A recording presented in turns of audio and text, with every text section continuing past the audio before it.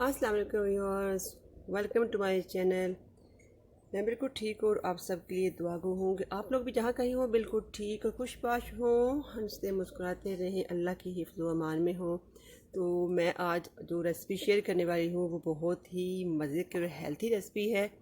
उसके लिए जो चीज़ें चाहिए हैं वो भी सारी तकरीबन घर में होती हैं, तो ख़ास हमें इसके लिए तरद्दुद नहीं करना पड़ता। ये है बनाना ब्रेड।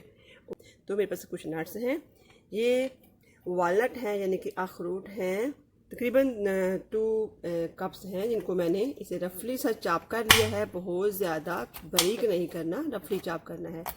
और दूसरी तरफ 1 कप आलमंड यानी कि बादाम हैं, जिन्हें भी मैंने रफली चाप कर लिया है। ठीक है, तकरीबन एक बादाम के 2 से 3 पीस किए, या थोड़े से छोटे बड़े सारे होंगे, जो को मसला नहीं। और दूसरा कुछ मेरे पास ये पम्पकिन सीड हैं, यानी कि बड़े कद्दू के जो बीज होते हैं वो हैं, तकरीबन हाफ कप हैं। और 1 कप इसमें ऑयल जाएगा। और 2 कप मेरे पास ये घर का आटा है, होल व्हीट आटा है। ठीक है, आप मैदा भी ले सकते हैं, लेकिन मैं होल व्हीट ले रही हूँ जो कि ज़्यादा अच्छा है, हेल्थी है। तो इसके साथ साथ ऑफ कोर्स क्योंकि बनाना ब्रेड है तो इसमें बनाना जाएंगे। जो मेरे पास ये 5 बनाना हैं, जिनको मैंने पील कर लिया, और अब इसको मैं इसकी मदद से मैश कर लूँगी। ठीक है, ये इस तरह से मैश हो जाएंगे। ये बनाना मेरे मैश हो गए रफली। और साथ में जो चाहिए होगा बेकिंग पाउडर, जो मैं 1.5 टीस्पून इस्तेमाल करूँगी। पिंच ऑफ साल्ट जाएगा और 1 कप शुगर जाएगी। आप इसमें ब्राउन शुगर भी ऐड कर सकते हैं, वाइट भी कर सकते हैं, और हनी भी कर सकते हैं, और मैं कर रही हूँ वाइट शुगर। ठीक है, और इसमें साथ में 5 अदद अंडे जाएंगे। ठीक है, वेट इंग्रेडिएंट है वो पहले मैं मिक्स करती हूँ एक और बाउल में। तो ये मेरे पास 5 एग्स हैं, जिसमें मैंने ये 1 कप जो ऑयल है वो डाल दिया।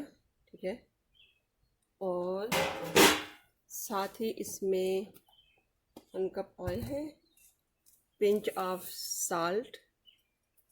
अगर ना पसंद हो तो साल्ट को स्किप कर सकते हैं आप, लेकिन लिटिल पिंच हो तो इस गुड फ्लेवर देता है, बेटर लगता है ये। और साथ ही इसमें एक और चीज़, मुझे इसमें थोड़ा सा तकरीबन 4 टेबल स्पून इसमें दूध भी ऐड करना है। ठीक है, इसमें एग चले गए, दूध चला गया, और अब साथ में मैं ऐड करूँगी शुगर, जो तकरीबन ये 1 कप इक्वल शुगर है। ये कप चूँकि ऑयल वाला था इसलिए साथ चिप गया है, तो उसको मैं अच्छा सा साफ़ कर दूँगी ताकि सारी जो 1 कप है इसमें चली जाए। ठीक है, इस पॉइंट पे अगर आप चाहें तो आप इसमें हनी भी ऐड कर सकते हैं, लेकिन मैं हनी ऐड नहीं कर रही, मैं जस्ट शुगर ऐड करूँगी। और 1 टीस्पून इसमें सिनेमन पाउडर चला गया। ठीक हो गया, अब इसको विस्क की मदद से अच्छा सा सब मिक्स कर लेंगे। तो फिर बेकिंग पैन में उसका पैंदा जो है उसको ग्रीस करके फिर डालूँगी। तो इसको 350 फ़ारेनहाइट पे इसको मैं बेक करूँगी फॉर 40 to 45 मिनट, और अनटिल हमारी ब्रेड रेडी हो जाए। इसमें साथ ही एक और चीज़ बताती चलूँ कि हमें अवन ही हमेशा नहीं चाहिए। अगर अवन आप इस्तेमाल ना करना चाहें या अवन अवेलेबल ना हो तो भी आप ये ब्रेड बना सकते हैं। बस ये है कि आपको एक बड़ा सा देगचा लेना है, और उसमें एक ऐसी ऐसी ट्रे लें, बेकिंग ट्रे, जो कि उसमें फ़िट हो सके। और उसमें आप अपना ये मिक्सचर डालेंगे, और साथ में उस बिग देगचे के अंदर आप नमक डालें, तकरीबन किलो 1.5 किलो।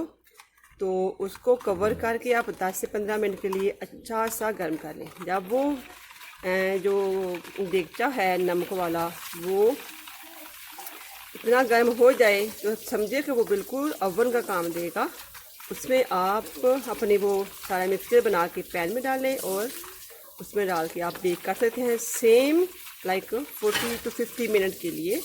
یا آپ کو اس کا ٹمپریچر پہ ڈپینڈ کرتا ہے، تو آپ کو چیک کرنا پڑے گا انٹل کہ ہماری بریڈ جو ہے وہ گولڈن سی ہو جائے۔ اور ساتھ میں اس میں چیک کرنے کا طریقہ یہ ہے کہ آپ ایک ٹوتھ پک کی مدد سے اس کو آپ دیکھ سکتے ہیں، اس میں ٹپ کریں۔ اگر ہماری ٹوتھ پک جو ہے وہ کلین آئے گی تو سمجھے کہ ہمارا کیک جو بریڈ جو ہوتا ہے وہ بالکل ریڈی ہو چکا ہے۔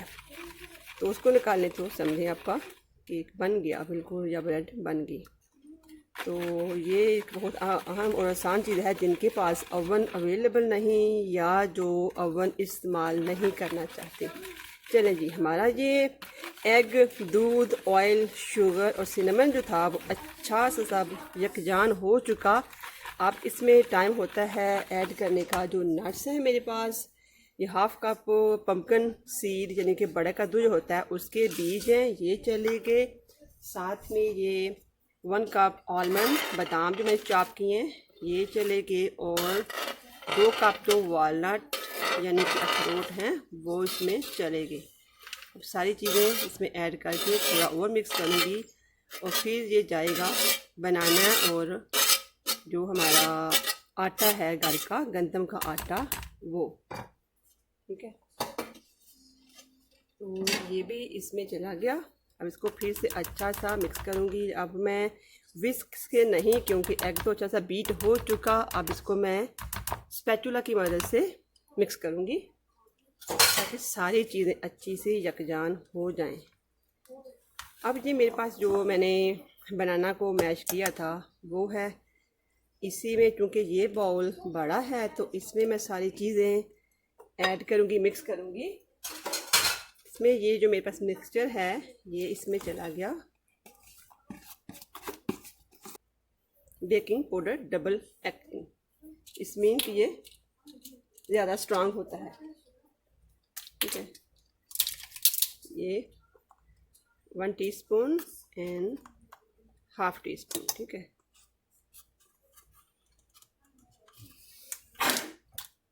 اور ساتھ ہی اب اس میں یہ 2 کپس جو آٹا ہے گندم کا، گیہوں کا آٹا، یہ اس میں چلا جائے گا۔ اب اس کو ہلکے ہاتھ سے آرام سے مکس کریں گے۔ اس کے لیے کوئی بھی آپ کو مشین مکسچر کی ضرورت نہیں، اسی سپون کی مدد سے آپ اس کو مکس کر سکتے ہیں، اور یہ آل سیٹ ہے بیک ہونے کے لیے۔ بس اتنا سے اس کو مکس کرنا ہے کہ اس میں جو ہم نے آٹا ڈالا ہے وہ اس کے کوئی لمپس نہ رہ جائیں، آٹا ڈرائی نہ رہ جائے، باقی کچھ مسئلہ نہیں ہے۔ بس وہ دیکھنا ہے کہ کوئی اس میں ڈرائی لمپس نہ رہ جائیں۔ اب دوسری طرف میں اسٹوو کرتی ہوں، اپنا اوون آن کرتی ہوں 350 فارنہائٹ پہ، اور جب وہ پری ہیٹ ہو جائے گا تو پھر یہ میری جو پین ہے بنانا نٹس بریڈ کی یہ اس میں جائے گی۔ سو یہ میرے پاس بیکنگ پین ہے جو 9x13 ہے اس کا سائز، تو اس میں اب یہ مکسچر جو ہے یہ جائے گا۔ اس کو میں نے آئل کی مدد سے گریس کر لیا، اس کا پیندے آپ دیکھ سکتے ہیں، آئل سے پیندے کو گریس کر لیا ہے۔ سارا مکسچر اچھا سا اس میں چلا جائے گا۔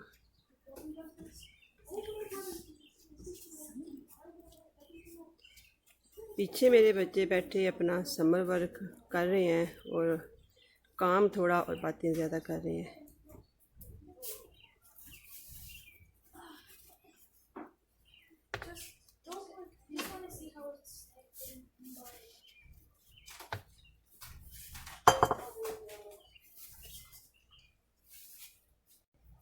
سو یہ ٹرے تو ریڈی ہے بالکل اوون میں جانے کے لیے۔ اب اس کو میں اوون میں رکھوں گی، پھر دکھاتی ہوں آفٹر 45 منٹ۔ تو ویورز آپ دیکھ سکتے ہیں میری بنانا نٹس بریڈ ریڈی ہو چکی ہے، بہت ہی زبردست لک ہے، بہت ہی مزے کی خوشبو آ رہی ہے۔ اب اس کو میں کاٹ لوں گی، تو ضرور بنائیں، ٹرائی کریں آپ بھی، اور کمنٹس باکس میں بتائیں کہ آپ کی بنانا نٹس بریڈ کیسی بنی، اور دعا میں یاد رکھیں آئی ول ڈو ایز ویل۔ اپنا اور پیاروں کا بہت خیال رکھیں۔ ملتے ہیں ایک نئی ویڈیو کے ساتھ، تب تک کے لیے اللہ حافظ، ٹیک کیئر۔